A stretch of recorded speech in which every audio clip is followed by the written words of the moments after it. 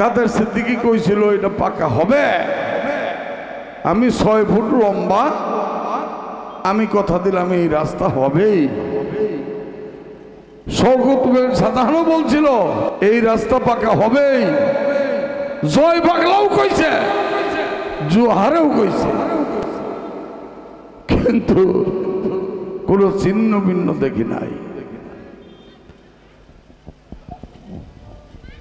আমি একবার শুরু করছিলাম মহানন্দপুর থেকে সাপিয়া সালার দিকে, সেটাও কাদের সিদ্দিকী বাধাটা ফিরে এসেছিল।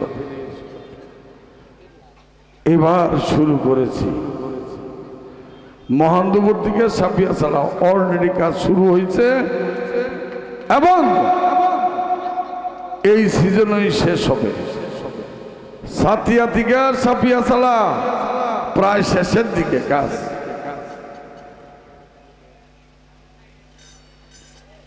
তবে যেহেতু বড়চনা নাকি কচুয়া টু মরিচা এটা একই রাস্তা,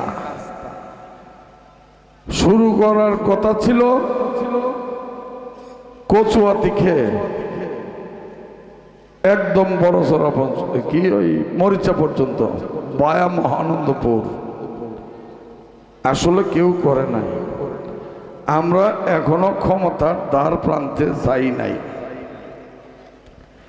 তবে আজকে এই যে এতগুলা লোকের সামনে কথা দিয়ে গেলাম,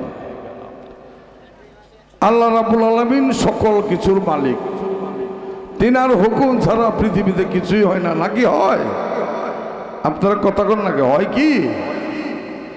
এই যে আমি আজকে দাঁড়িয়ে এখানে কথা বলতেছি, আল্লাহ রাব্বুল আলামিন আমার এখান থেকে বাড়িতে যেতে পারবো তার কোনো নিশ্চয়তা নাই।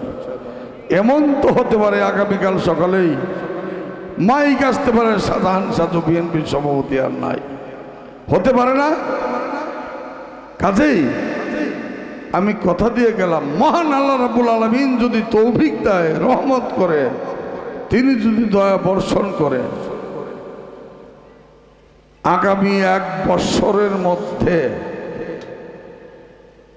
কচুয়া থেকে মহানন্দপুরের রাস্তা কাজ শুরু হবে ইনশাল্লাহ।